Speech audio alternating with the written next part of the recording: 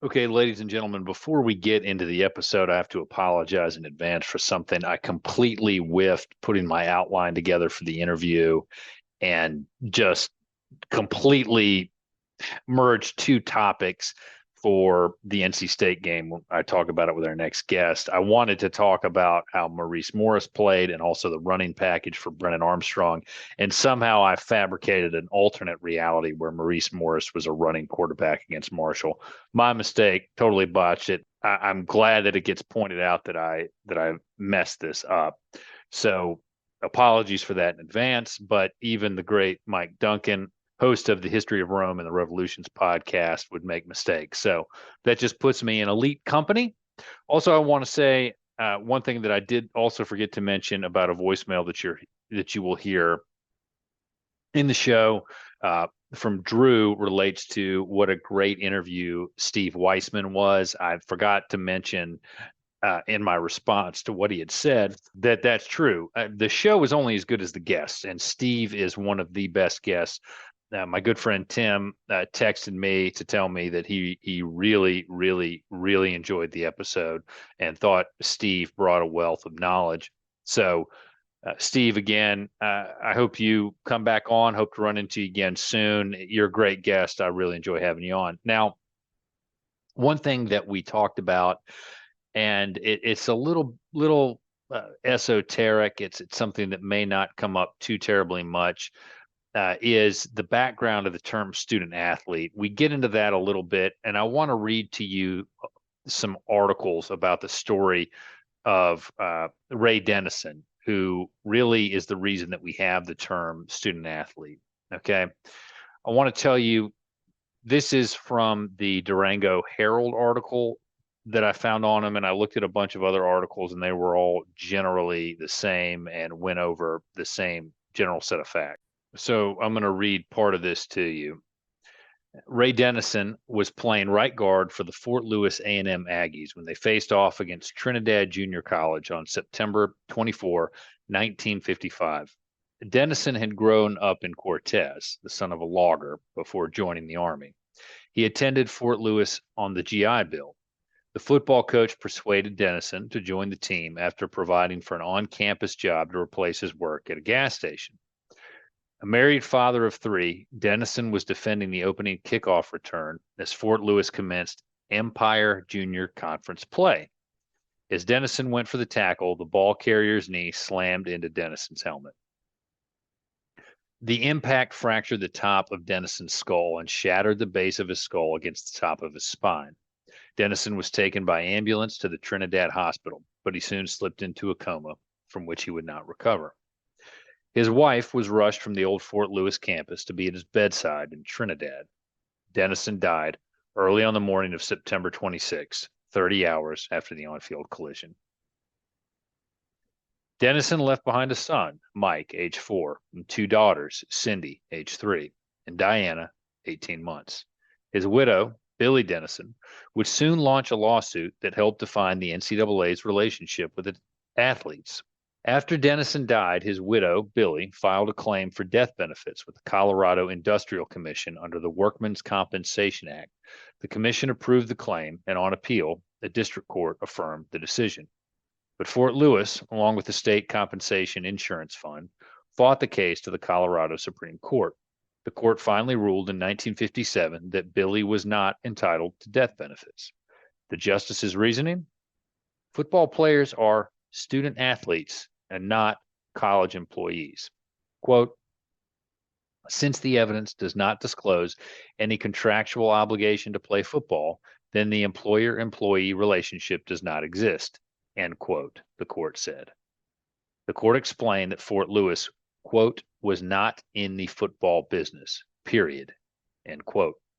Court continued, in fact, the state-conducted institution, supported by taxpayers, could not, as a matter of business, enter into the maintenance of a football team for the purpose of making a profit, directly or indirectly, out of the taxpayers' money, the court said.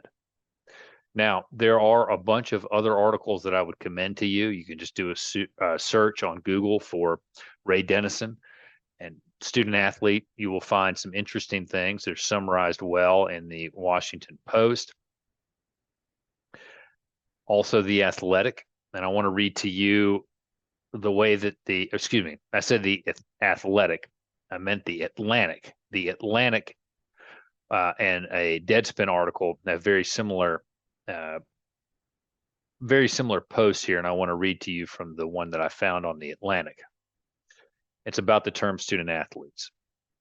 The term came into play in the 1950s when the widow of Ray Dennison, who had died from a head injury received while playing football in Colorado for the Fort Lewis A&M Aggies, filed for workman's compensation death benefits. Did his football scholarship make the fatal collision a, quote, work-related, end quote, accident? Was he a school employee like his peers who worked part-time as teaching assistants and bookstore cashiers? Or was he a fluke victim of extracurricular pursuits? Given the hundreds of incapacitating injuries to college athletes each year, the answers to these questions had enormous consequences. The Colorado Supreme Court ultimately agreed with the school's contention that he was not eligible for benefits since the college was, quote, not in the football business, period, end quote. Now, Deadspin goes on to tell a story that I had not heard before, and frankly, I consider it heartbreaking. It discusses a player named Kent Waldrop, and I want to read to you how the terminology of student athlete affected him. And this is from a Deadspin article entitled How the Myth of the NCAA Student Athlete Was Born. Using the, quote, student athlete, end quote, defense, colleges have compiled a string of victories in liability cases.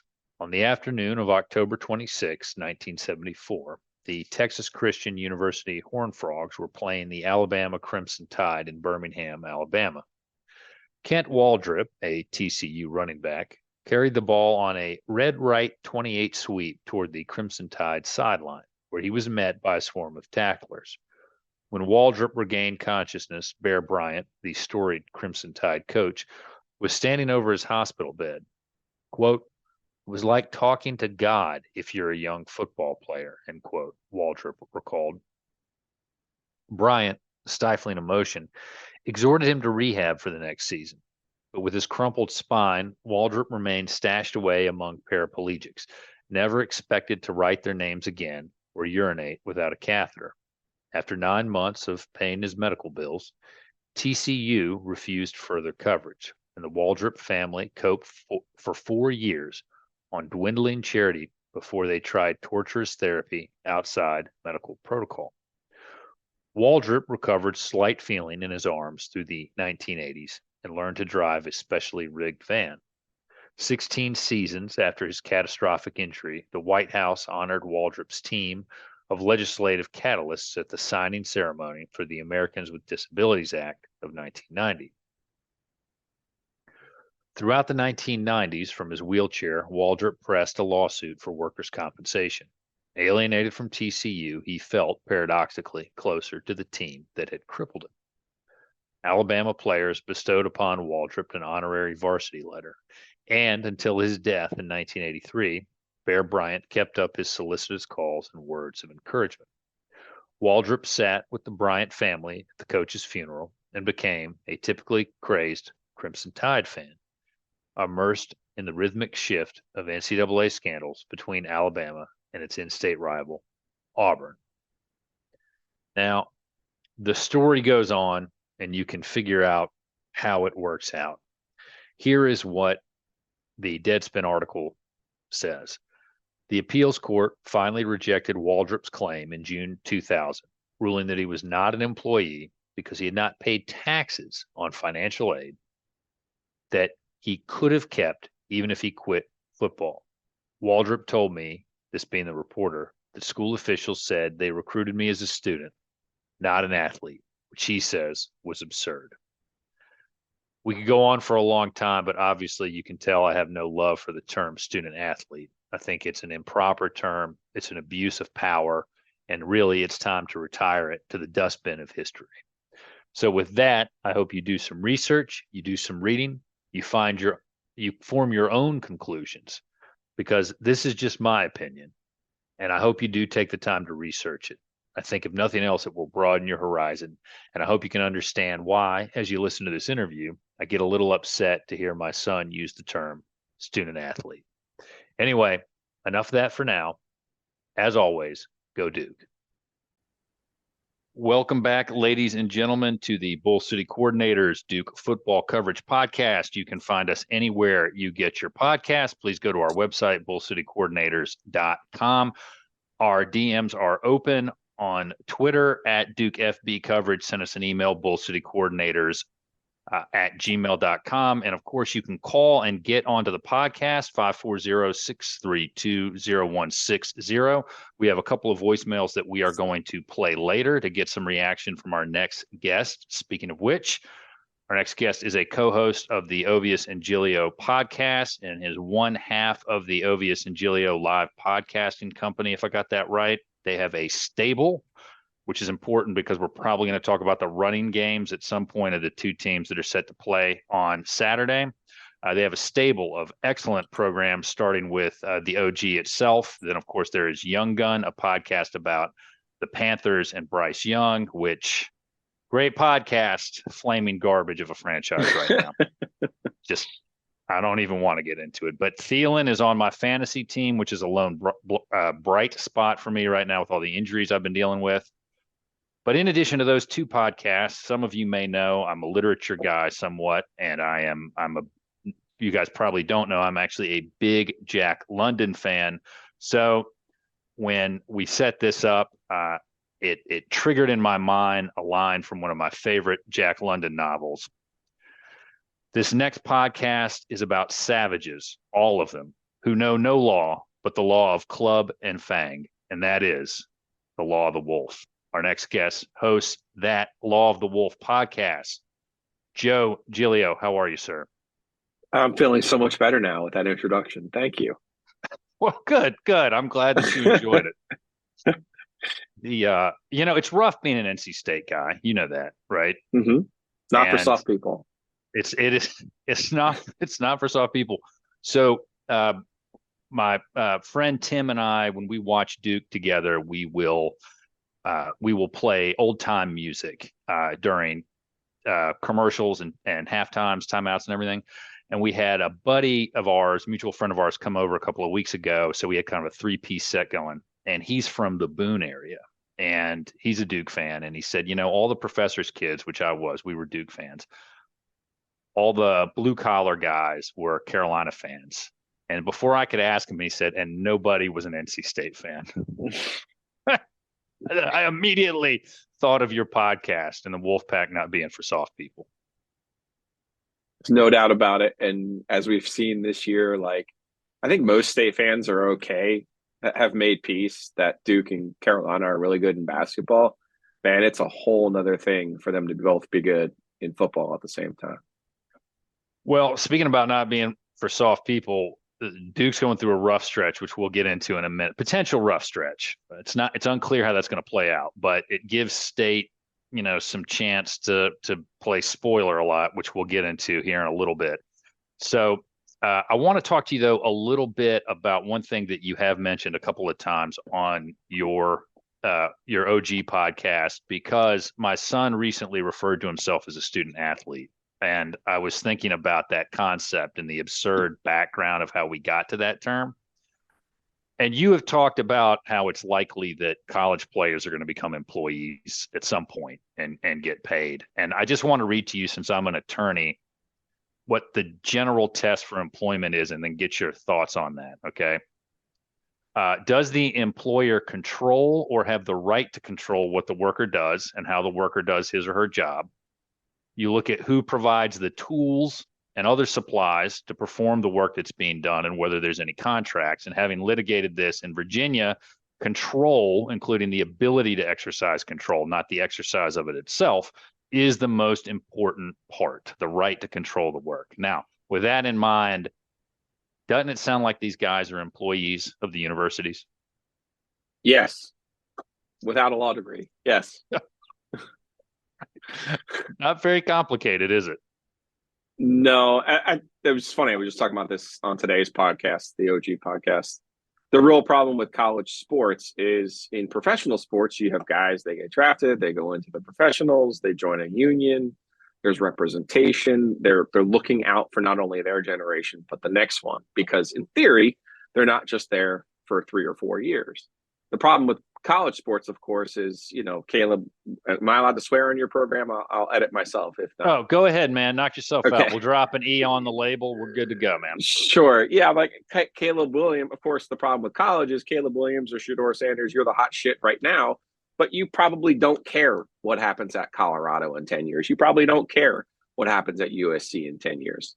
I'm not blaming those athletes for that stance. It's just kind of reality. And every generation has kind of taken that stance of, well, I don't really care what happens to the next one, because either you played at a school that took care of you, wink, wink, nod, nod, or, you found other ways to become a successful part of society. And that's kind of how this has all gotten to the point where we are now, to, where, even Northwestern, when they tried to become employees, had it shot down. So it's just kind of this weird, it's funny, and we don't need to get into politics, I'm sure of it, but the Supreme Court Justice Kavanaugh, who I can't imagine I have a lot of things in common with, absolutely destroyed the concept of college amateur sports in what was one of the most spot on things I've ever read, and something that obviously I've espoused for a long time in my different roles. And that is, just because you say it is doesn't make it doesn't mean it is. And that is essentially and effectively what the NCAA and these schools' stance has been.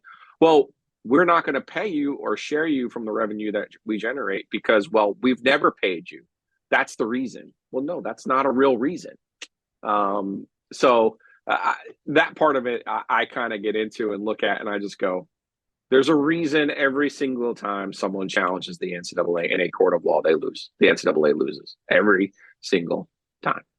So I was getting ready to talk about MJ Morris and Trent Penix, and now you got me fired up over here. What are you doing to me? Oh no, we'll get there. Don't worry.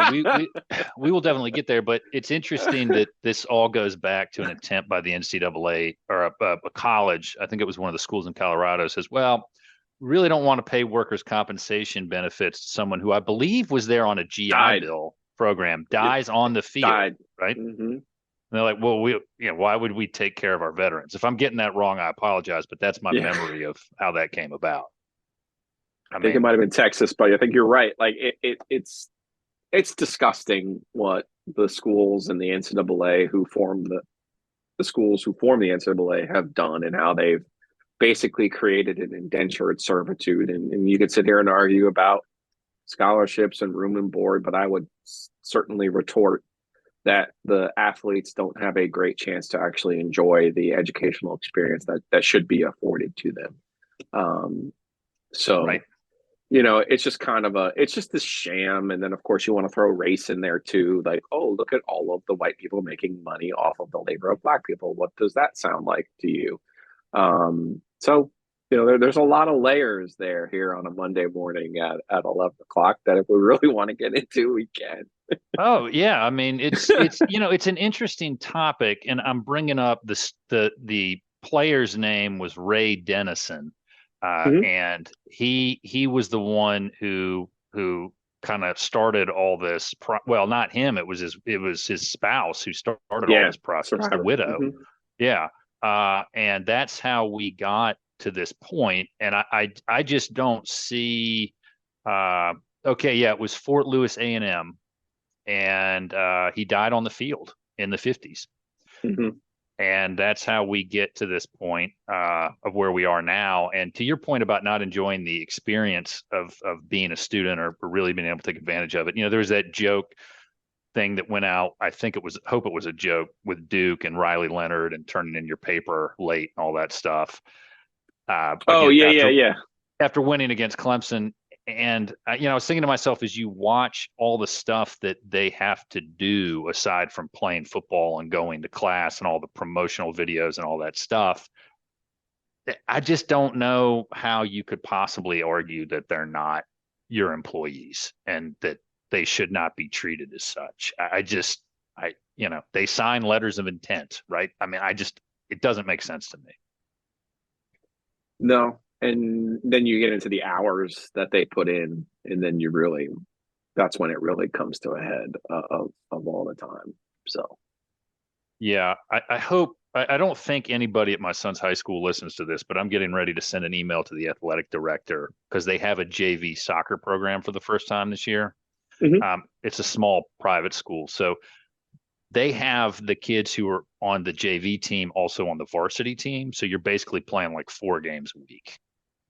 You're not It's a necessarily lot. playing. Yeah, it is a lot. And I'm going to send an email, and there's going to be a lot about, as an aside, how I'm upset that my son used the term student athlete because I think that that's garbage. Yes, But yes. Teach them right. it's gonna dovetail into some things, but we'll deal with that. So, but that was just one thing I wanted to get your thought on because I know you've talked about it a lot and it's always been very interesting. But I do want to say one thing about, and I mentioned this on Twitter. I really enjoyed your Debbie Yao interview Mhm. on Law of the Wolf, in large part because when you're an athletic director, you've just got to kind of toe the company line and you're really limited and you have to be careful what you could say. It was really interesting to hear her, with her feet up and not being able to have to worry about all that, just kind of talk like a normal human being. I thought that was a fascinating interview. Yeah, she's great, and she's always tried her best to be honest, and I've always appreciated that about Debbie. Well, what was it she said about her issue at Maryland was just not getting along with Gary Williams or something? I seem to vaguely remember her saying something like that. And that I always thought that was remarkably honest from somebody. Yeah, that was that that made me. I think it was about him that she had said that, but that always sticks in the back of my mind. But it was a very good interview, and for people who have not listened, you should. Law of the Wolf is pretty well everywhere on as far as where you get your podcast. So check it out. Other things to check out. Got a couple of voicemails here. First call in from my good friend Drew. We are going to drop his voicemail in now. Hey, Bull City coordinators, it's Drew Cheshire. Just finished listening to your episode of the pod with Stephen Wiseman. Just awesome stuff. I appreciate all that he added to in regard to professionalism and Duke knowledge of football and basketball. I love the little basketball nugget about Jared McCain there at the end. Did want to just add that you had said you have often wondered why your dad didn't raise you as Clemson football fans instead of Duke fans down there in Pickens County. My 2 sons, I think, are saying the same thing. I've raised them as Duke football fans and also long-suffering Washington Redskins / Commanders fans. So they're in that boat with you, though. They love Duke football and basketball, soccer, baseball, etc., just as much as me. But I just wanted to make sure you knew you weren't alone in that. My sons joined you there. You guys talked about the differences in what the offense may look like against NC State with Beelan as the quarterback, most likely. And I feel like you answered the questions that I had, and it's mostly, hey, pound the ball, run the ball. Though I would love to see, I know nothing. I never played football. I've never coached in nothing. But I would love to see them go in the opposite direction with his arm and get him in the game, throwing maybe some short passes to get the passing game going. Again, I know nothing. That's what I would love to see. I think they have 2 weeks to figure that out, and I know they will. That said, thanks for your stuff, Bull City coordinator, and as always, go Duke. Drew, never ever admit to raising your sons as Commanders fans. That is certainly a DSS report that is waiting to happen. Okay.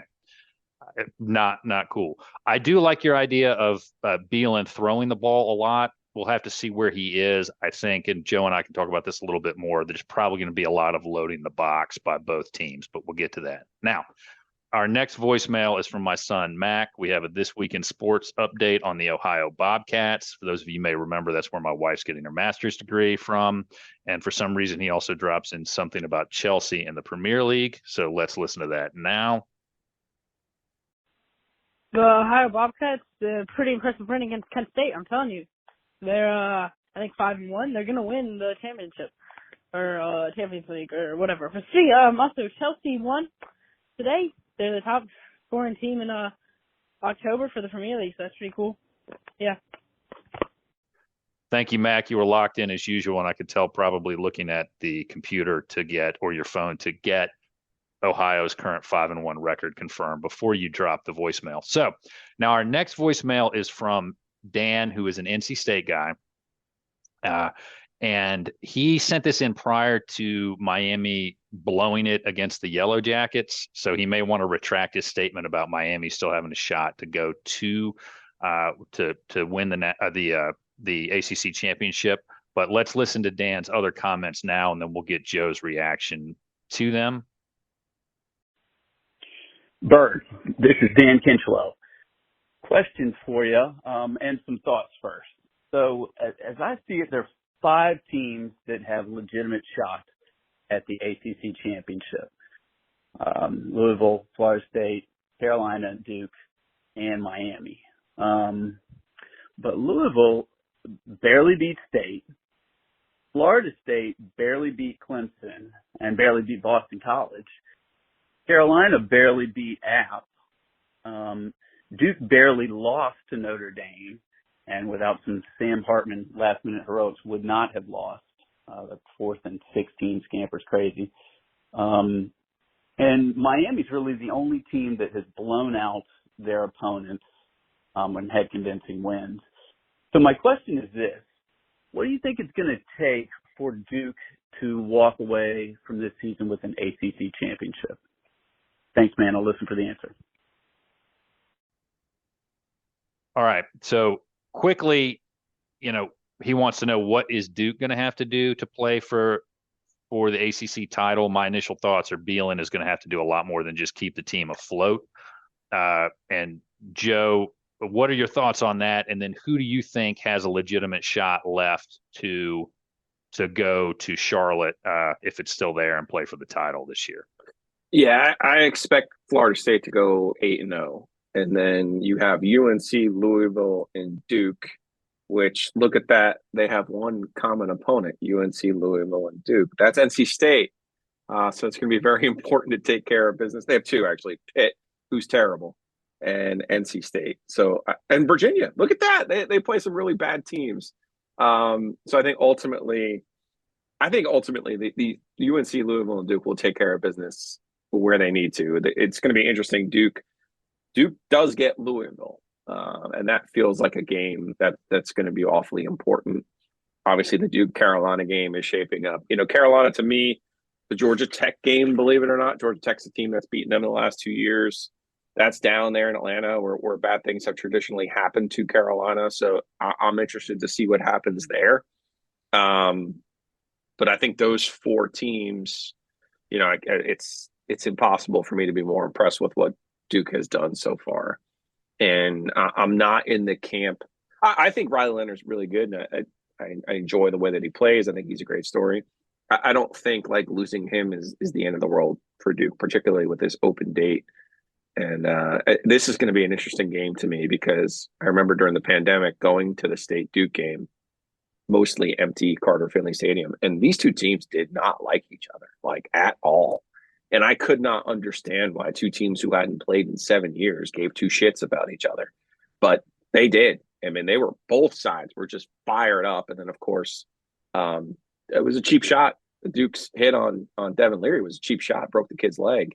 And I doubt any State people are going to be carrying that over into this one. But, man, there was some strange animosity between 2 teams that I felt like the ACC, quite frankly, has killed their rivalry. So I'm interested to see what it looks like on Saturday night. I think Duke, as we saw against Clemson, has the ability, and Notre Dame has the ability to get really amped up for these situations. And I expect them to come out and play a very similar way with their hair on fire. And I think State, after scoring 48 points against Marshall, should probably feel better about their lot in life. But Mike Elko is, man, he's done an unbelievable job. Unbelievable. He's doing great. And I think if Duke, though, wants to still compete for the ACC championship. There is a path to do it. And I was looking at who they have left on their schedule. They have to beat NC State. They have to beat Wake. They have to beat Pitt and UVA. And then from Carolina, FSU, and Louisville, who are the three that have opportunities, I think, realistically to get there, you have to go 2-1. I don't think that Duke, because they play the toughest, I think, ACC schedule this year. I don't think they can slide into Charlotte at 6-2. I don't see how that's going to happen. They've got to go 7-1, and it's not just Beelan, but he's going to have to play very, very well. Keeping them afloat is just not going to be enough. I mean, depending on how long Riley's out, it's going to take a whole lot to make that happen. But I don't think Duke could get in this year at 6-2 if they end up losing the tiebreakers to FSU, Louisville, two of FSU, Louisville, or Carolina. I just don't see how that's possible. Yeah, I think FSU is the game they're allowed to lose, quote unquote, allowed to lose, because then they would have the wins over UNC and Louisville. So it's really not fair, to be perfectly honest with you, that Duke has to play the schedule that they do and Louisville has to play the schedule that they do. But it is kind of poetic that an Atlantic team, a former Atlantic team, has the easier schedule in the first year of divisionless football. And one of the programs that benefited from the coastal nonsense is going to get punished. Well, we'll see what happens. But let's turn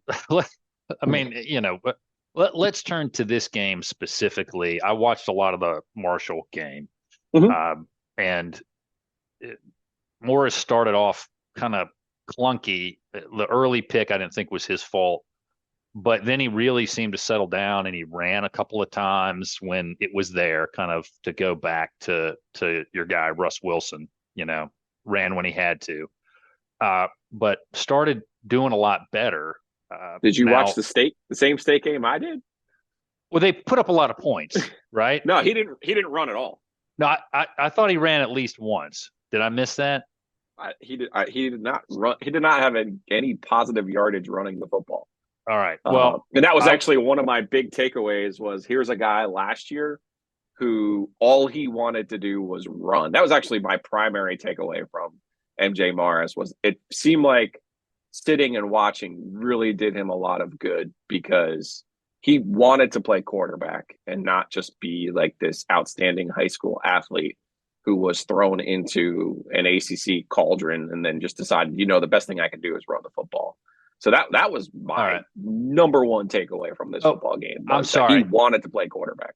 Yeah, I'm sorry. I wrote that down wrong. I read it wrong. I put goal line package runs. That's what I meant to ask you about when Armstrong. Sure. I'm sorry. You're right. I got that wrong. My mistake. But Morris looked, he started kind of clunky. I know he had the 3 picks, but he started to do better, I thought, as the game went on, from playing quarterback. Obviously you went 48-41. You got, some defense that you're probably concerned about. And I do want to ask you your thoughts on the goal line package. And I'm sorry I confused that and got clunky there. But so tell me kind of where you are, what your thoughts are on them, and how much you can kind of extrapolate outward from a game against Marshall heading into a defense like the Blue Devils have. I think Marshall's athletic as hell. I'm really impressed with what they do. And their quarterback is the real deal. Defensively, not as good as they are on the other side of the ball, but you got to keep in mind, Notre Dame won 30 straight games against ACC teams, and Marshall went there last year and beat them.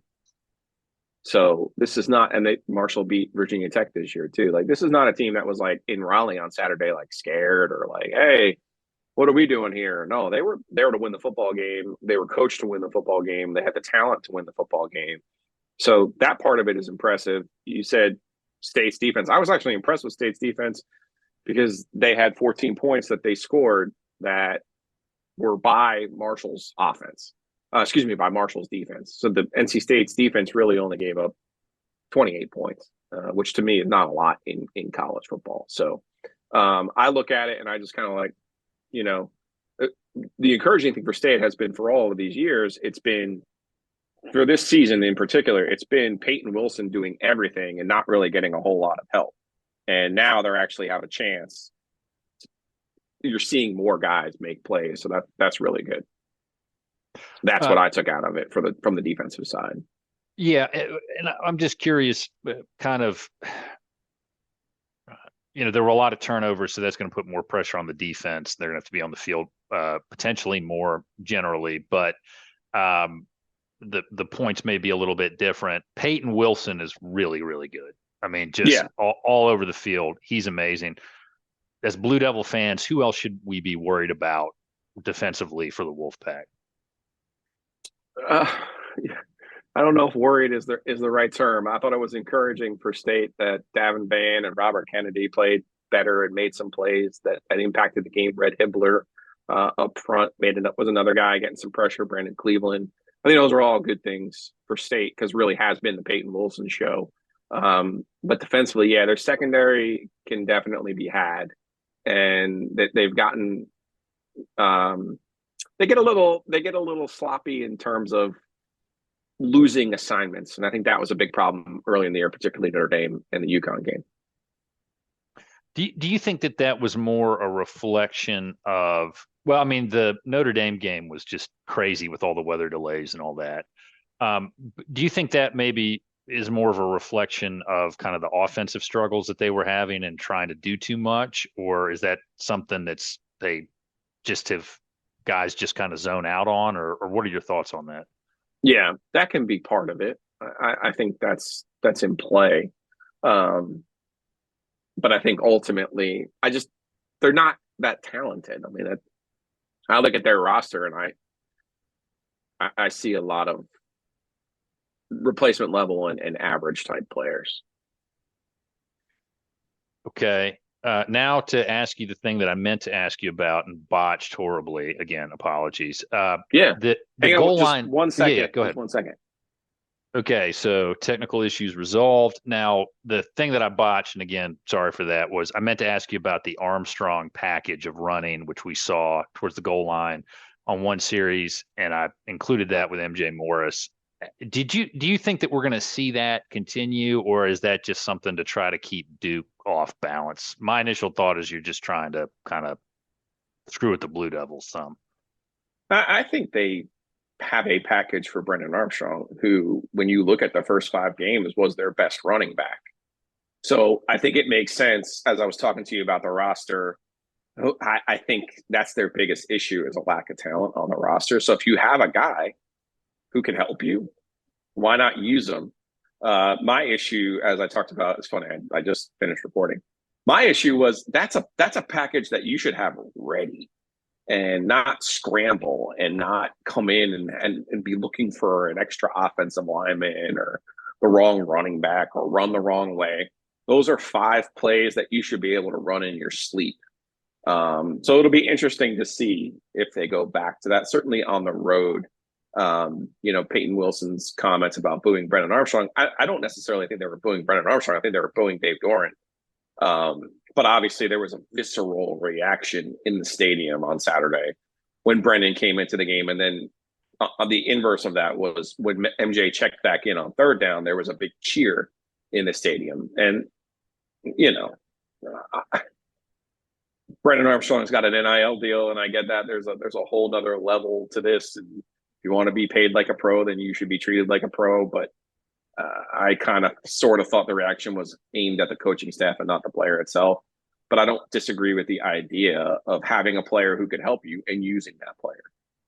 Well, and you can run the kind of, I don't want to say wildcat, but let's just call it that for ease of. Yeah. Well, you can run that Armstrong kind of backup quarterback package. Well, Duke did it for years. I mean, yes.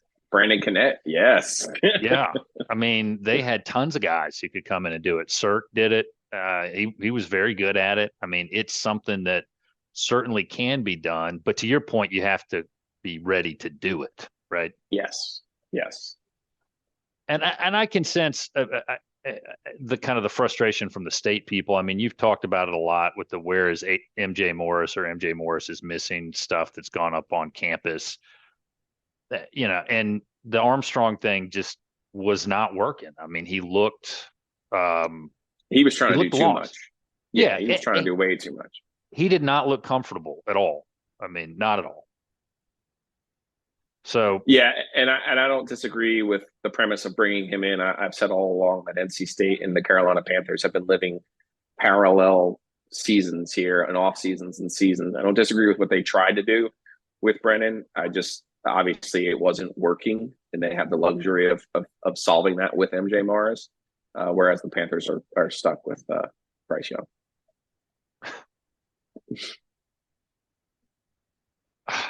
I don't know if there's enough liquor and therapy in the world to walk through.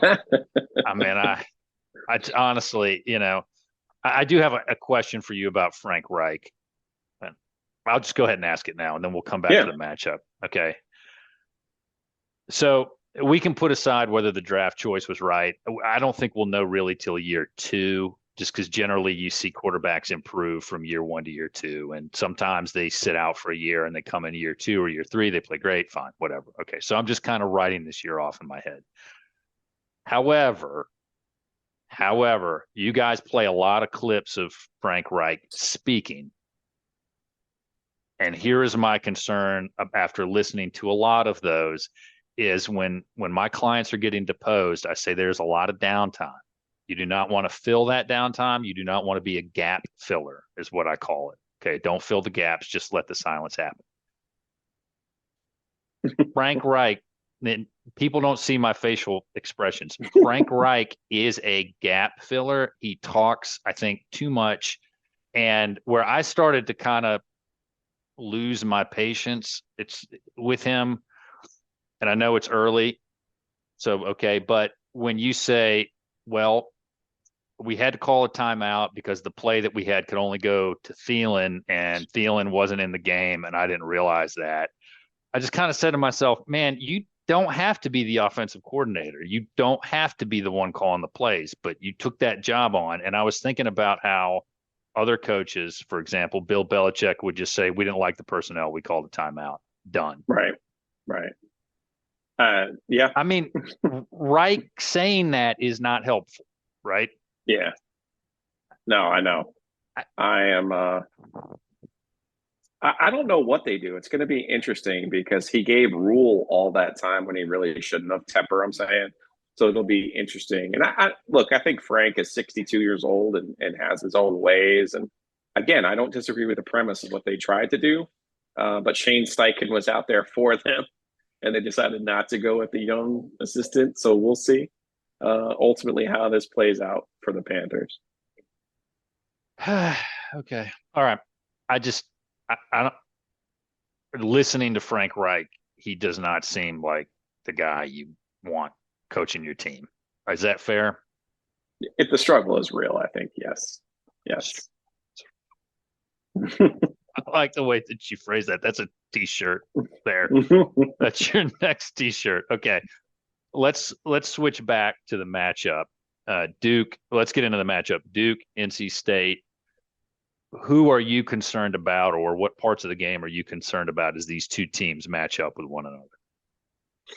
Well, I think anytime you look at NC State this season, you got to be questionable about their offensive line. I think that's been, you say Brennan doesn't look comfortable, and I say Brennan tries to do too much, and I think all of that ties back to their offensive line.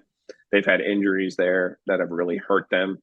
They did get Dylan McMahon back this week against Marshall. That made a big difference. I don't think like there's a magic snap though. And then while I do think MJ played well for his first start of the year, he also got away with a lot of throws, particularly in the red zone. So you flip a couple of those throws and kind of Marshall picks them off the way that they probably should have been in the end zone. And we're having a completely different conversation about that performance. So for me, it gets back to a chart I put out about NC State with Dave Doran with the turnover margin. When they win the turnover margin, they have a really good chance of winning the football game. When they lose the turnover margin, they almost certainly will lose the football game. They're 3-29 when they lose the turnover margin in ACC games under Dave Doran. So at the risk of reducing all of this to turnovers and vibes, I'm still just blown away with how Duke showed up against Clemson on Labor Day. Blown away. That's how you want your football team to look. And I could probably count on 2 or 3 fingers or digits how many times I've ever seen NC State look like that in 11 years under Dave Doran. And that to me is the bigger problem for Dave vis-a-vis Elko. Now, Elko's a Jersey guy, and I'm from New Jersey. I have a tremendous respect for not only what he's done, but kind of the relationship that he has with Dave Clawson, who I think is the best coach in college football. So I have my own predisposed ideas and biases towards Mike, but I mean, it's hard not to be impressed with what they've done. And I think if they show up like that, which I expect they will after a week off, and after people kind of now being like, "Oh, you're all Riley Leonard," and it's like, not really. I mean, Duke's defensive front is totally and completely legit, and I think that's where this game will probably be won. I think their skill players are a world better than State's as well. So I think I would expect State to fight because they do mostly under Dave. But this just feels like everyone being like, "Oh, Duke doesn't have their quarterback," and Duke just lost to Notre Dame. And it's like, no, that's not how football works. Yeah, I think here is kind of my concern is trying to get a sense of what's going to happen in the game. Obviously, Bielen's coming in. There's not a lot of film on him. We don't know a lot about him. And what really makes Duke's offense hum is when Riley turns into the giraffe and bolts down the field and makes a big play.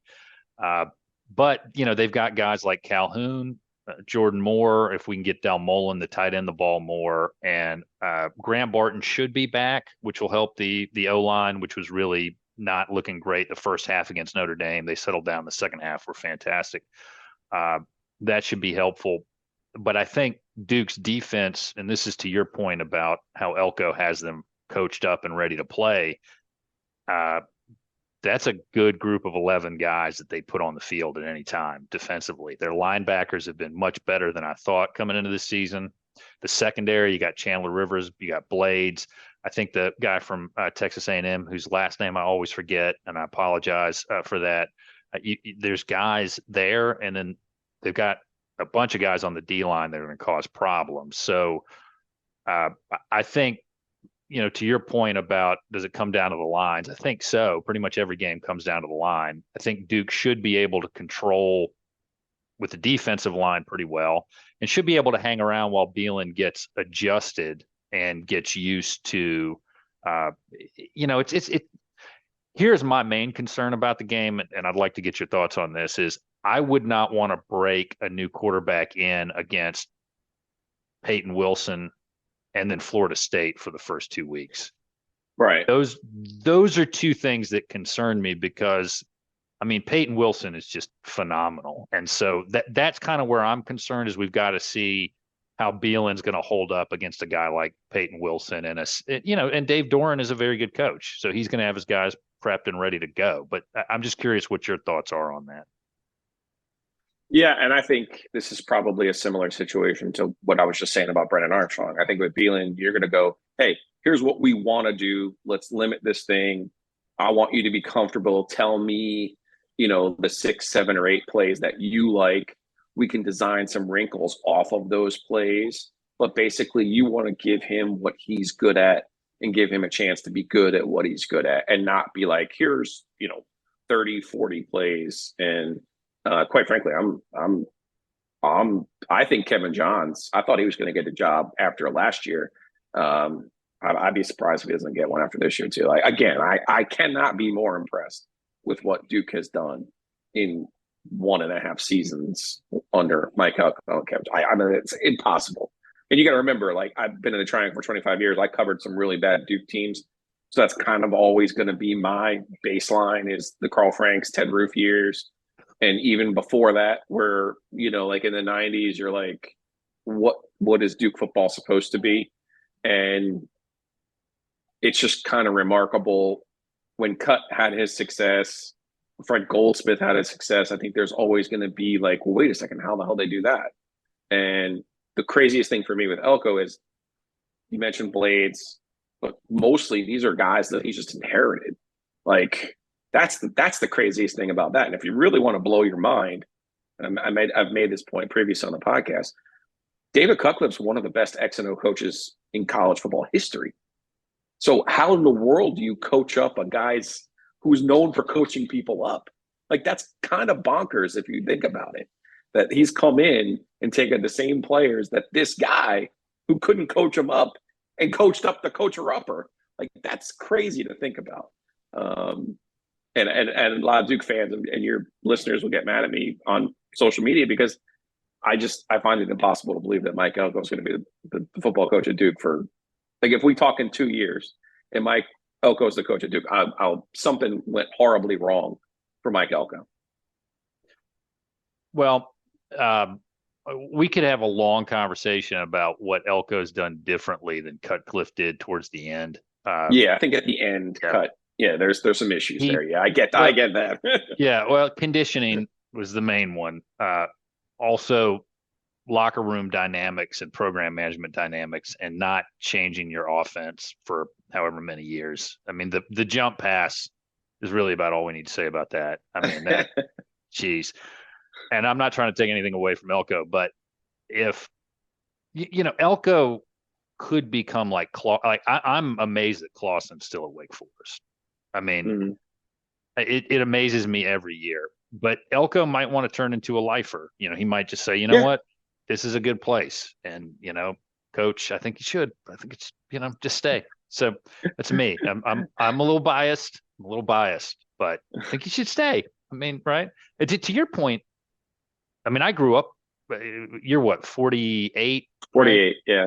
Okay, yeah, I'm 42. So I was growing up watching Goldsmith, go to the bowl game and then crash and then slowly start to build the program back up and get fired. And then like Rome salts Carthage and just destroys it is what came after that. I mean, right. And it was bad.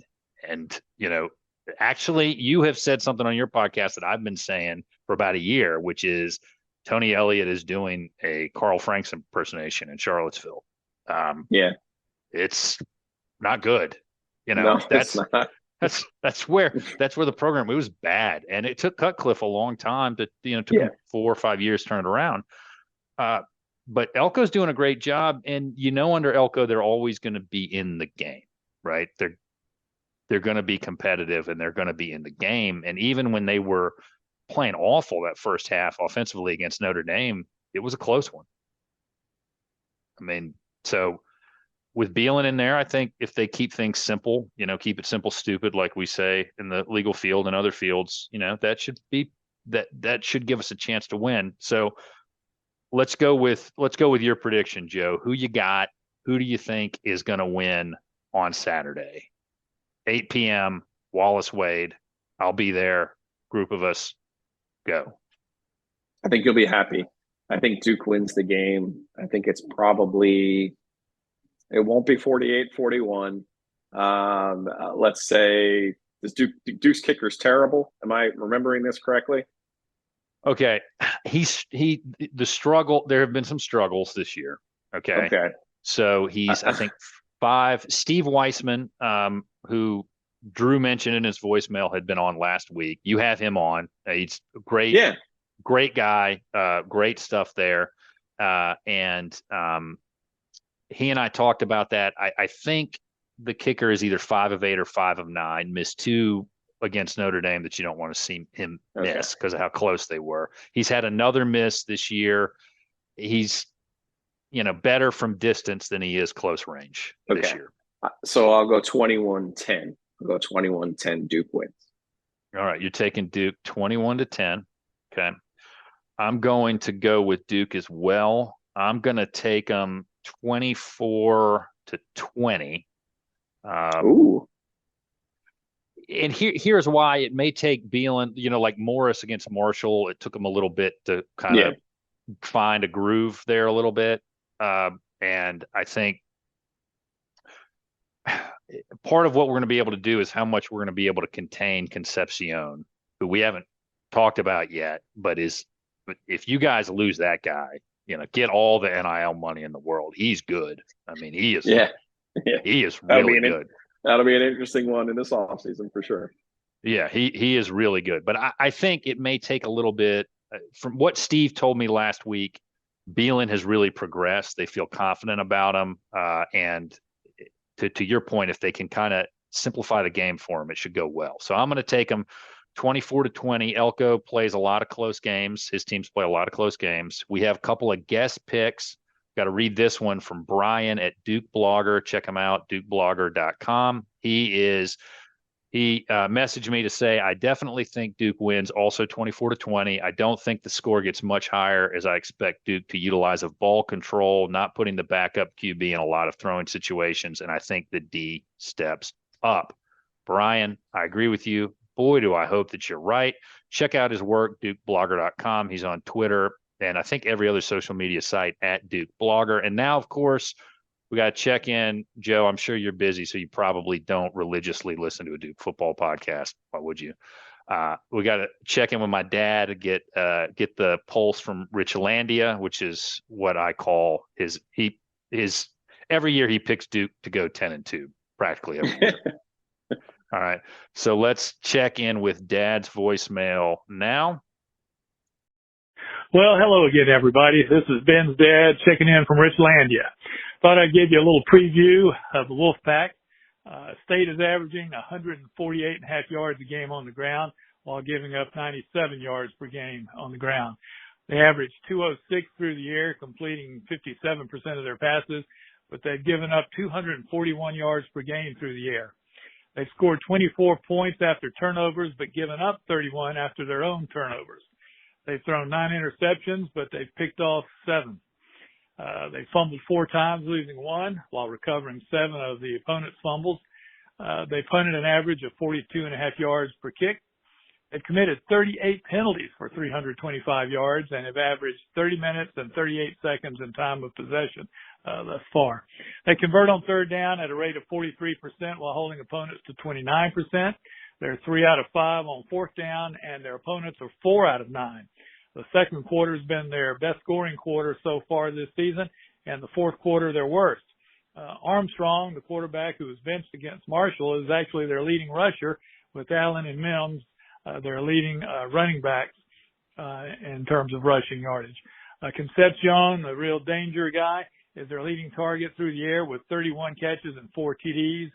Penix, Rosner, Rooks, and Gray are their other main targets through the air. Kennedy has 2 picks, and Wilson has 70 total tackles with 5.5 tackles for loss. 7 others on that defense with 20 total tackles. Notre Dame, common opponent, rushed for 170 against the Pack and threw for 286. Hopefully the Devils are pretty healthy after the bye week, except for Riley.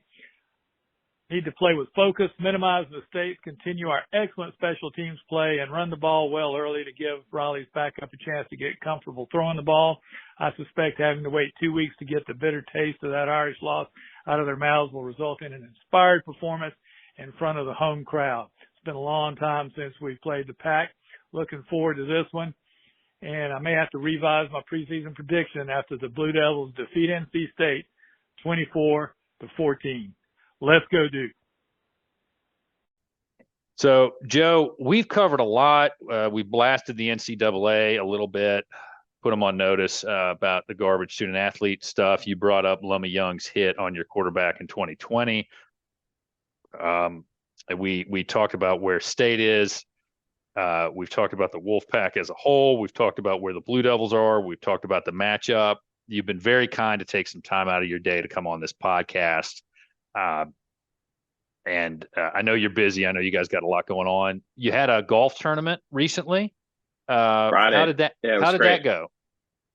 Very enjoyable. Very enjoyable. We had ended up with 16 groups, which was a good number. We played a Super Bowl. We finished in 4 hours. I'm very proud of that part of it. So all for the sake of the OG Media LLC. So we had a good day. And you had a high school game day recently, right? Yeah, we did. We went down to Enloe. That was 2 Thursdays ago. Joe's son is in the band over at Enloe. And they kind of welcomed us in, got the kids out of class, brought them over to the football field. And that was a lot of fun. And Joe's kid Ovius's kid came on and swore on the podcast, right? He did. He was dropping bars. So it was fun. That Ovius snark, it's just genetic. What can you do? That's right. It's in you. It's who you are. Yeah. Well, Joe, one thing that I do is, because you've answered a lot of questions that I have posed to you, and everybody who comes on has to answer a lot of my questions.